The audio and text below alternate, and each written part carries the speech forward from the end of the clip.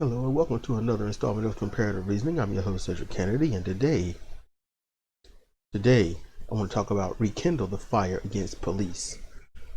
It's very short today. I'm just not in the mood to be so... Because here's what... When this all started, the protesters burned down the police station, took no prisoners. They went in, overwhelmed, overran, burned it down, moved on. A man was slain at a Wendy's, burned it down. See, anger that's just anger yields nothing, but anger comprised with action yields results. While those burnings happened, nothing happened. There wasn't even true instant retaliation, which is what the police are geared towards.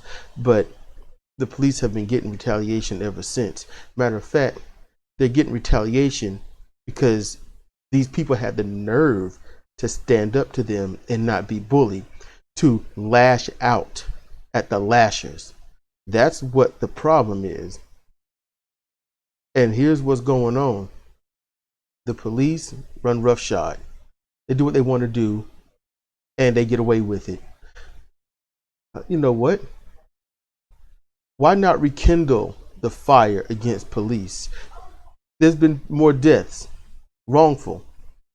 They're murders. Don't move, then he shoots. Don't get in your car and walk away from us. We'll shoot. For the longest, the most cowardly thing you could do was shoot somebody in the back. You hear what I'm saying? That was the most cowardly thing you could do.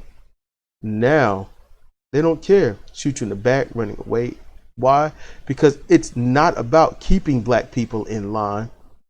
It's about making sure they stay in line and fearful and obedient. You get that going, and then you have dominance. The police are dominant. Every time a black person is killed, I tell you right now, me, this host, Cedric Kennedy, I'll tell you, burn down the police station in that county. Every time you hear about someone dying, you burn down that police station. That's what I say. You burn it down. It's up to the police to get out. Firebomb it, all you got to do. Because if they're not protecting you, they're protecting their own. And when they protect their own, it's their business to make sure you are hurt. And that can't be denied. So rekindle the fire against police. They kill one of you, you burn down their buildings, because racist people are also part of a business people, one way or the other. And if burning down a police station is going to hit them pockets, they're going to start retraining and saying, you need to chill, because the reason they're doing this is because you're doing that. See, they don't have that right now. What they have is, you need to stop, or we're going to make this worse. And that's what war is. How much damage are you willing to take before you surrender? Every battle is a new level of damage. It doesn't have to be the higher, it doesn't have to be lower, but it's a new level of damage. How much can you take? How much loss can you take before you give in? How much money can these people lose before they decide to say, we need to restructure this and do it the right way? I think that's a valid question. And that question cannot be asked until you, the protesters, those out in the streets, those getting killed, those losing your family members, those losing your friends to these abusive, murderous cops and their murderous right-wing capitulates, make sure that they have to ask that question. That's what I'm asking you to do. I ain't asking you to kill anybody. But if somebody don't want to leave the building because they're that stubborn, that's on them.